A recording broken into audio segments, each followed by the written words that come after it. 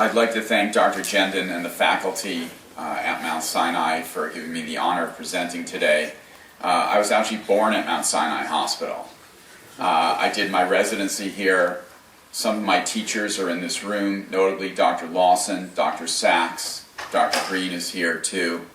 And I'd like to thank my teachers as well. I'm going to be talking about the changing face of esophageal cancer, which is the fastest growing cancer in America. New presenting symptoms, new ways to diagnose. So what is the esophagus? I have a very sophisticated audience here. I'm going over this very simply. It's a conduit, a flat muscular tube connecting the laryngeal pharynx to the stomach. Note the lower esophageal sphincter at the bottom, the upper esophageal sphincter at the top. So this is a rather shocking slide. Since the mid-70s, almost all cancers are down or flat. Esophageal adenocarcinoma, that caused from acid reflux, is out of control. About 3 months ago at the Esophageal Cancer Conference in Johns Hopkins, several notable gastroenterologists said that within 10 years, that's not a long time, esophageal cancer is going to exceed colon cancer as the second most common cancer in this country. So, what happened? What happened in the 70s and 80s that led to this dramatic rise in esophageal cancer? Highly processed foods started to appear in greater and greater frequency. I will give a few examples. We'll start with sugar. Around 1980, the food industry moved away from the more expensive cane and beet sugar to the less expensive corn-based sugar. You've heard of high fructose corn syrup. What's the problem with high fructose corn syrup? High fructose corn syrup contains sulfuric acid. The chemicals used in the processed food actually has been shown to loosen the lower esophageal sphincter. Soft drinks. In 1975, soft drinks passed coffee as America's favorite beverage, and we've never looked back. Soft drinks are the most acidic substances we consume, typically around pH 2.5. Nothing biologic survives in a glass of this overnight. Hit food products. Microwavable popcorn, TV dinners, there are many others. Then the FDA, around the same time, came up with something called Title 21, which was a little-known law that said every food in a can or a bottle needs to be acidified. So I have a little show and tell for you. Here's a banana, okay? Can you see this? Baby food, baby banana food. pH close to 6, pH close to 4. 100 times more acidic than a banana. And that starts in infancy. We don't realize that. So we hear about the road being paved with good intentions. Well, you know, the government overshot things just a little bit. So let's look at some demographics of esophageal adenocarcinoma. 18,000 new cases last year, 15,200 deaths. 5-year survival is dismal. Most patients present with advanced disease. Most patients present with dysphagia and they're dead in a year. 4 cases per million in 1975, 27 cases per million in 2008. That's a huge, huge increase, larger than any other cancer as we showed. Same problem in Europe. And there's no end in sight. However, if you detect this early, with systematic endoscopic biopsy, you can detect this disease at early stages and you could survive this disease. So what are the known risk factors? And we will talk about this. Acid reflux disease, GERD and LPR, Barrett, and obesity. So the classic symptoms of gastroesophageal reflux, which I call heartburn reflux, are heartburn, regurgitation, cough, swallowing problems, but it's really heartburn. I've coined a term called throat burn reflux to distinguish it from heartburn reflux. I don't like the term silent reflux because there's nothing silent about hoarseness, chronic cough, lump-like sensation in the throat, frequent throat clearing. So what we see here is a normal larynx, and we see an acid-injured larynx. The big difference on first blush is there's so much more edema or swelling. And that's really study after study showing that it's swelling, not color, that is the problem with this disease. When you see a swollen larynx like this, you know patients are going to have hoarseness, cough, throat clearing, globus sensation. So let's talk about the various risk factors. We know that gastroesophageal reflux disease is linked to Barrett esophagus and esophageal adenocarcinoma. We learned that in our studies, we learned that in residency. What we didn't learn in residency and what isn't popular is what we see in our practice, which is that laryngopharyngeal symptoms, hoarseness, cough, better predict the presence of esophageal adenocarcinoma than typical GERD symptoms.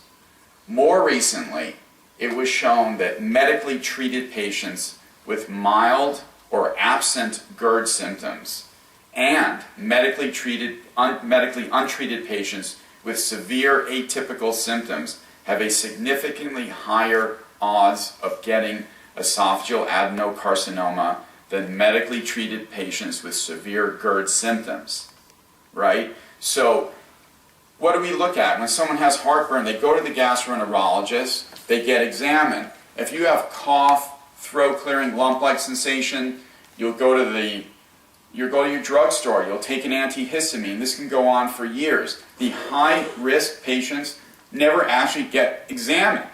This is part of the problem. We're looking at the wrong patients.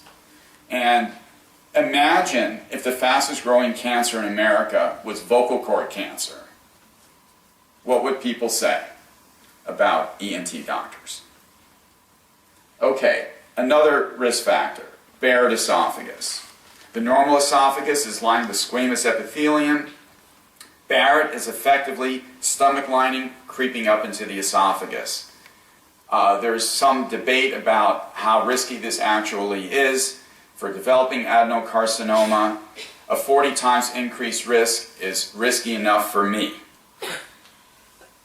And here's a picture of the diaphragmatic pinch. Rugal folds above the pinch, that's a hiatal hernia. And you see out here the salmon-colored tissue extending beyond.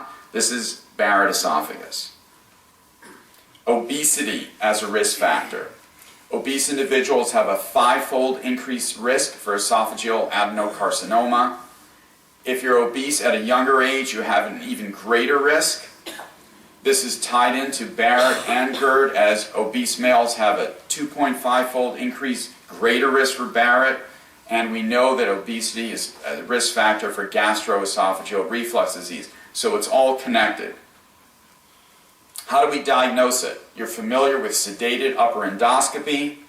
You may be increasingly familiar with unsedated transnasal esophagoscopy. So what is EGD?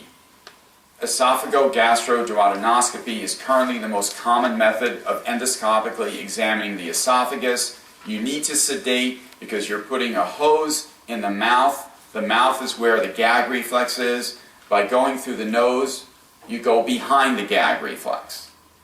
So that's why sedation is not necessary with TNE, right? You're avoiding the area in question. So these are the various iterations of transnasal esophagoscopy over the years. I didn't say in the beginning, I have no conflicts. I can talk about all these things without worrying. You can use fibroscopes.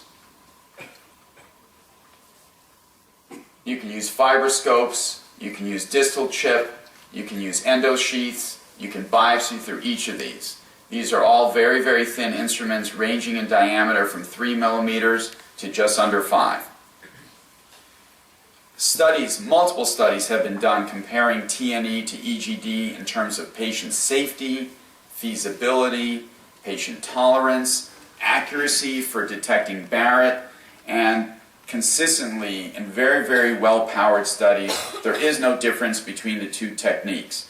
Further, a more recent study showed that reflux patients, meaning heartburn, regurgitation, who don't have gastric or duodenal symptoms, abdominal pain, nausea, history of ulcer, are unlikely to have problems in the stomach, so looking at the esophagus is sufficient. The benefits: it's safer for patients. I believe we can ultimately prevent esophageal adenocarcinoma, increase practice efficiency, and overall healthcare savings. Why is it safer? No intravenous sedation. Almost all complications related to endoscopy are because of conscious sedation. How are we going to prevent? The most significant risk factors for adenocarcinoma are hoarseness and cough. Are we going to do a sedated endoscopy for everyone that has hoarseness or chronic cough? The answer is no. And we're not going to screen patients. We're going to do something called a targeted individual diagnostic effort. What that means is patients with chronic cough, hoarseness, those are the ones we're looking at, right? So we've identified a group of patients that are symptomatic and currently on antihistamines, most likely. Practice efficiency: you're not sedating, so you don't have to take all the time and the cost for monitoring and extra personnel. So I'll be very specific about some of the costs. I don't know if you're aware, but the average facility fee for an upper endoscopy is about $1,000. There are about 10 million upper endoscopies performed annually in the United States. That's $10 billion. Probably half of those can be performed unsedated. We could save the healthcare industry $5 billion a year. We have a huge budget for our healthcare, but something like this is an enormous cost, enormous risk for the patient, and there are alternatives. Most people have no idea that these alternatives exist. So, what are we going to do about it? Well, we can use pharmacotherapy. We're familiar with proton pump inhibitors and H2 blockers. Something that is just coming into vogue and I believe is going to be the bedrock of how we're going to treat these patients in the future is food. Food as medicine and habits. Specifically, I've developed a diet called the Acid Watcher diet. There are other diets out there. The reason I like the Acid Watcher diet is that it's a low acid, high fiber diet with a balanced amount of the 3 macronutrients. That's proteins, fats, and carbs. So it's not a deprivation diet. We include all the macronutrients in a balanced way. It's tasty, it's quick, it's inexpensive. When you have reflux disease, you don't want to be marinating for hours in the kitchen. It's like the fox guarding the hen house. So 5 to 10 minutes, balanced, you're on your way. Lifestyle. I talk about something called the non-negotiables. Kitchen closes at 7:30. No lying down within 3 hours of eating. No smoking of any substance. We don't spend a lot of time in the office talking about these things. There's a lot of bad press about pharmacotherapy. As we move on, talking about diet and lifestyle is going to be integral to how we're treating these patients. What can you do? Raise awareness that throat symptoms, cough, hoarseness, throat clearing, lump-like sensation in the throat are alarm symptoms for the development of esophageal adenocarcinoma. Raise awareness that unsedated transnasal esophagoscopy is an alternative to sedated EGD to examine the esophagus. And finally, counsel patients on the importance of diet and lifestyle. We have the bully pulpit in that exam room. Let's vary and change what we're telling our patients. Thank you for your attention.